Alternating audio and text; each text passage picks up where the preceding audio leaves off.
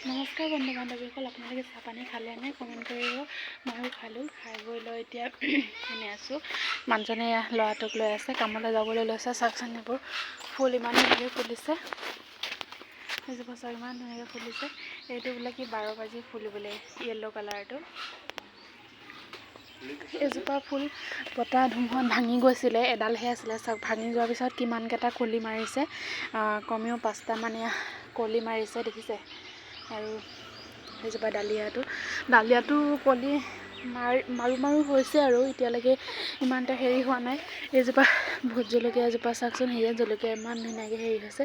বহুত থোপা লাগি আছিলে, কিন্তু বতাহ ধুমুহাই মানে জলকীয়াজোপা মানে হেৰি কৰি পেলালে, গোটেই সৰাই পেলালে।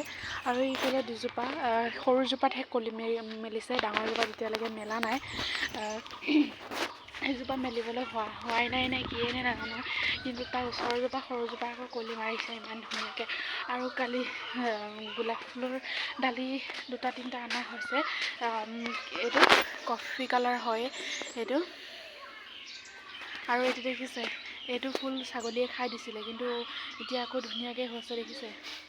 এনেকৈ উঠি আহিলে ভাল লাগে, হয়নে নহয় ক'বচোন? বাই, নেক্সট ভিডিঅ'ত লগ পাম।